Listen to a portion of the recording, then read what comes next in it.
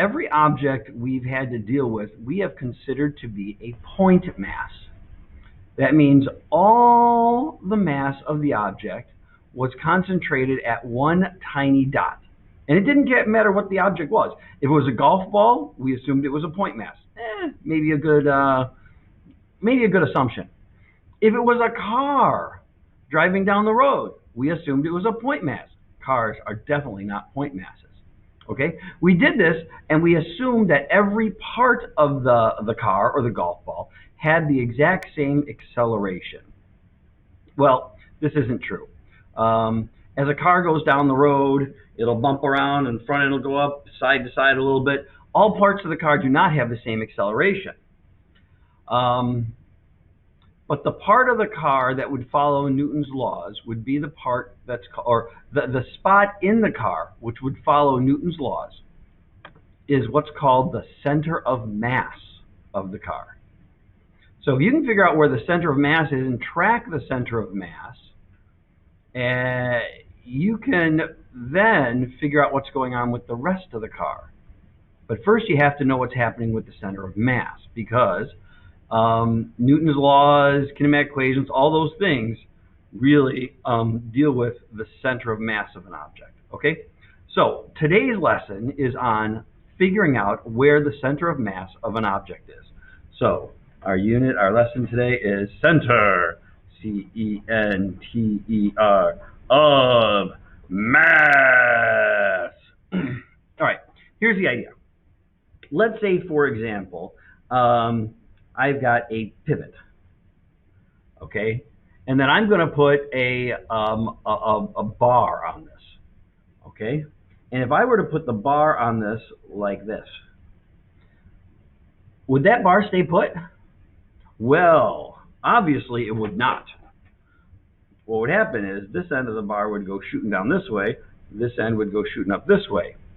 And the reason that's happening is because we are not balancing this. We don't have the pivot point at the center of mass. So if I were to do the same thing again, and I were to actually put the bar so that it's at the pivot for it, the pivot is at the center of mass. Now what happens is this end here has a velocity of 0, and this end here has a velocity of 0. Yay! And right here, this spot right here, this spot is the center of mass. Excellent. Well, that's great. If it's a uniform bar, it's just right in the middle, and we get that idea. But how about if we have something that's not uniform? It gets a little complicated. All right. So for example, let me just give you an example.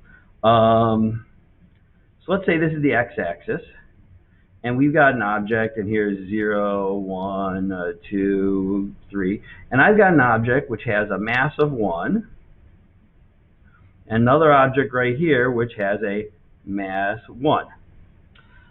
All right, I'm assuming that if I said these two objects make up these two masses make up my object.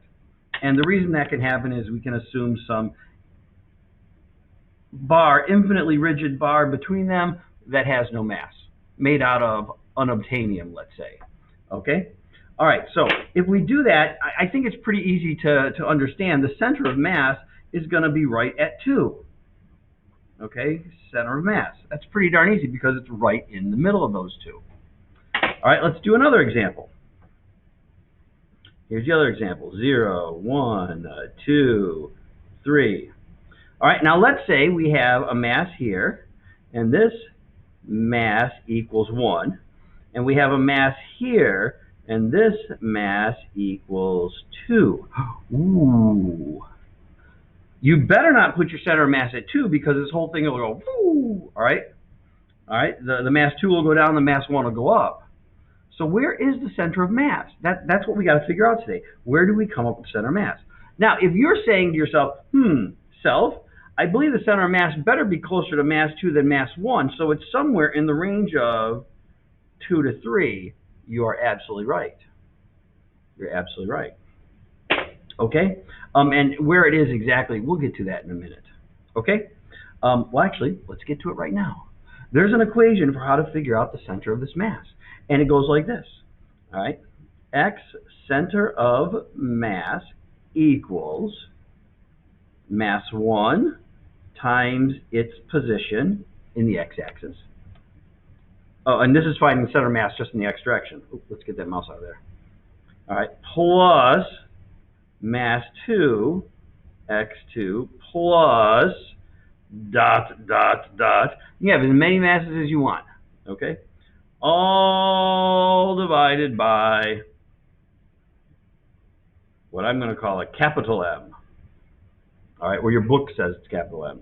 And maybe I won't do that in the future. But anyway, this capital M refers to mass 1 plus mass 2 plus dot, dot, dot. All right, so this is the total mass. All right, so here we go. This is the equation for finding the center of mass of a bunch of point masses.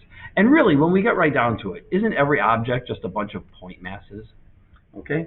All right, so having said that, it of course works in all directions.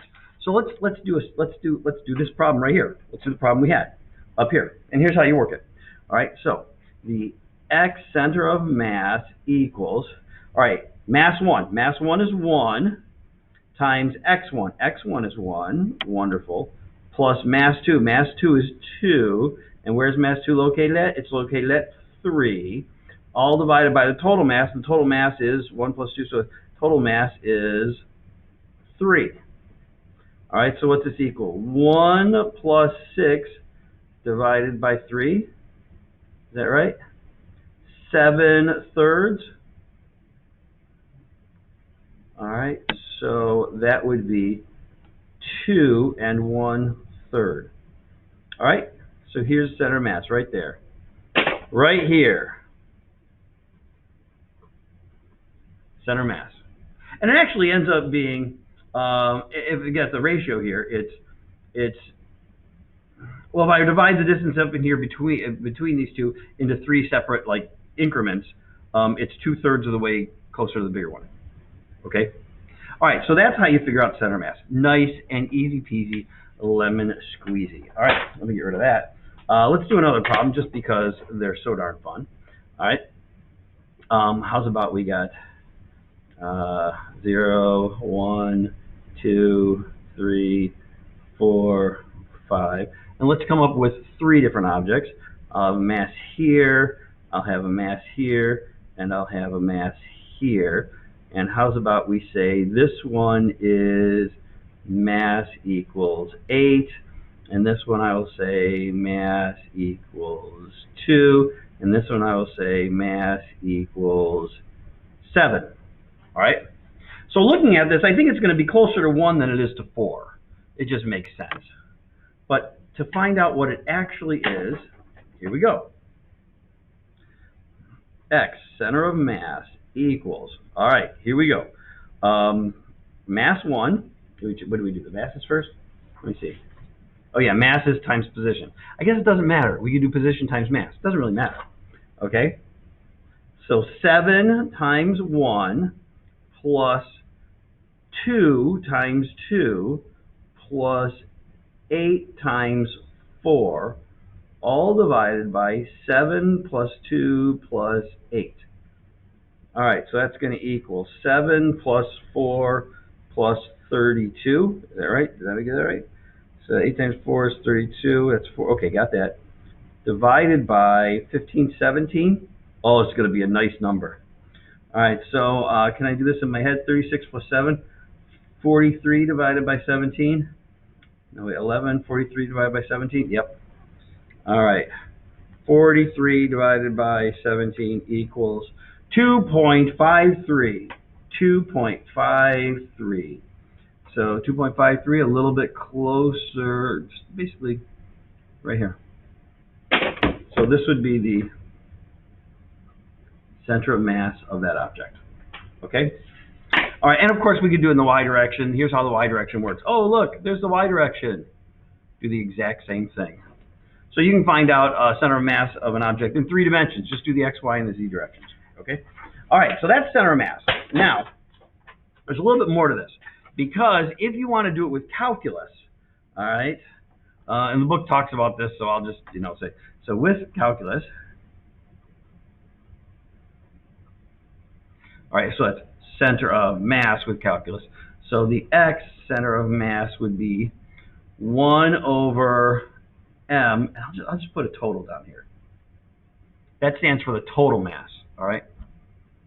Integral of x, and x has to be a function of mass, so dm. All right, this x is a function of mass is kind of weird, but anyway, that's how you do that. All right, but now let's move on to something actually way more important for us. Okay, if an object is not just point masses, all right, but a physical object. Okay, so we're not talking about point masses anymore. We're talking about something real object. All right, so how about this?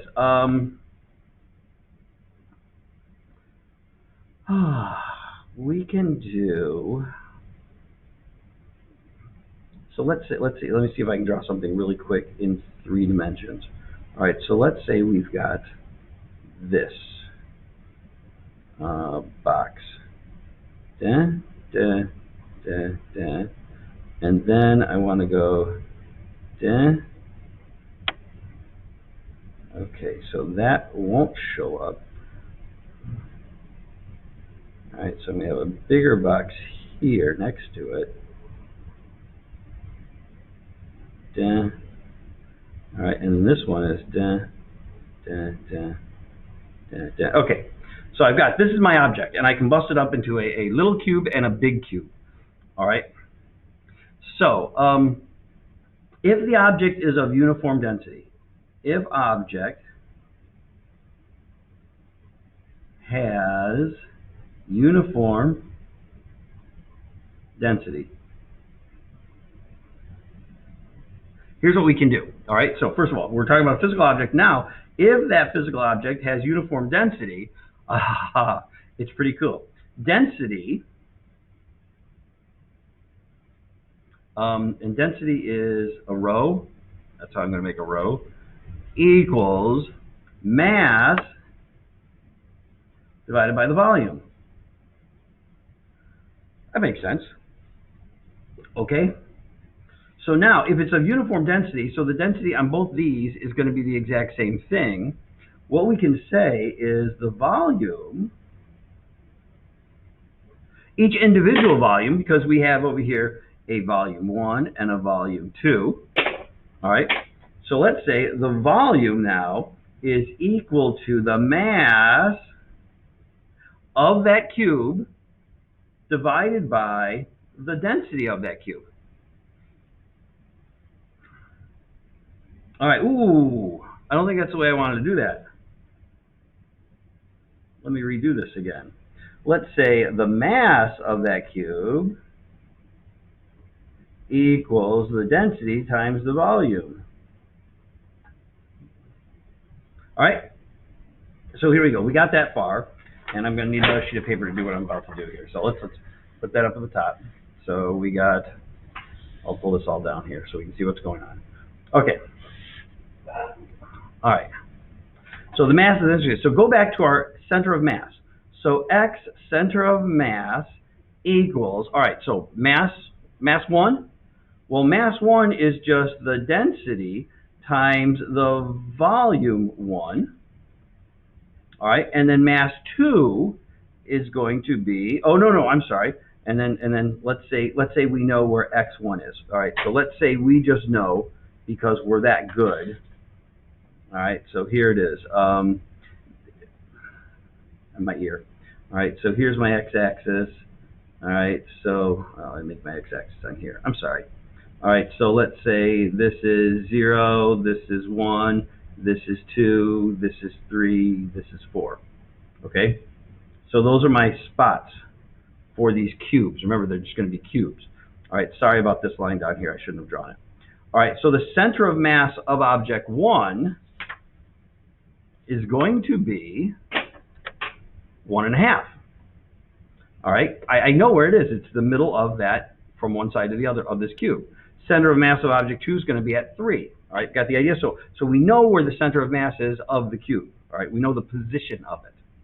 All right, so I'm going to add to that the density times volume 2, all right, times x2, and I'm going to divide it by both of the masses added up. And the first mass is density times volume 1. The second one is density times volume 2. All right, so look at this whole big equation here. So I've turned the masses into density times volume. All right, and assuming I know where the center of each one of those volumes is, that's great. I got this equation. Now, the density, I have a density in each term, so the density cancels out. So x center of mass would really just become volume 1 x1 plus volume 2 x2 plus, if I had more of them, all divided by volume 1 plus volume 2 plus the total volume. So we don't actually have to know the masses as long as we know the volumes, how big in space that object is. But to do that, you have to have uniform density. All right, now, sorry about that. We can go a step further. If we also have uniform thickness. All right, uniform thickness. Go back up here to this. The thickness is this right here. That's the thickness. If the thickness across this whole thing, basically it's a plate, is all the same thickness, now we can do something even better. Okay, because now what is, we know it works for volume, isn't the volume of an object just the area times the thickness? So what we do in this equation is replace volumes, all the volumes, with area times thicknesses. And we're going to play the exact same game we played last time, where we're going to have a thickness in each term, and since it's uniform thickness, they all cancel out. So if we have, again, uniform density and uniform thickness, uniform density of the material, uniform thickness of the plate or whatever, all right, then you can say x center of mass is equal to area 1 x1 plus area 2 x2 plus ... all divided by area 1 plus area 2 plus ... Okay? Oh, I just drew that. It was off screen. I'm sorry. X center mass. Again, if we have constant or a uniform density and a uniform thickness, X center mass is just area 1. So divide this object up in different areas. X1 plus area 2, X2, okay, divided by the total area. Now, all right, let's do a sample problem of that. And then we're going to be done with this here video, all right, because it's taking way longer than I thought it was going to. All right, but this is kind of a big idea. Okay, so let's say we've got an object that looks like this. This, and then we have this, and then we have, I'll make it real skinny, like that. And here come the numbers. So this is going to be area 1, area 2, area 3. All right? And let's just say in this direction 1, 2, 3, 4. So this is 0, 1, 2, 3, 4. That means this line is at 3, this line is at 1. That's where I was going here with. All right? And then how about in this direction we go, all right, 0, 1, 2, 3, 4, 5, 6. Okay? So in my y direction, here's my positions. X direction, there's my positions. Okay. So here we go. X center of mass is going to be equal to area 1. How big is that area? That area is 4 high, 2 wide. So that area is 8 times, where's its center in the x direction? Times 1. Plus the next one. This one's area is, it's 2 high and it's 1, 2, 3 long. So it's going to be 6. All right, so 2 times 3, 6. And where's its location? It's going to be at, from 2 to 5 in the middle there, it's going to be at 3.5. Plus the last area, and the last area is 1 wide and 4 tall, so that's 4. And then it's going to be at 5.5. All divided by the total area. And total area is going to be 8 plus 6 plus 4. So this would equal, let's see, so it's got parentheses, parentheses. 8, oh, clear, parentheses, I need that. 8 plus 6 times is a times symbol, 3.5, plus 4 times 5.5, and that parenthesis divided by parentheses 8 plus 6 plus 4 and parentheses equals. All right, so the X center of mass equals 2.83, and then that's going to be repeating, meters. Okay, so it's a little bit to the right of this 2. All right, 2.83, actually it's closer to 3, so it's kind of right there.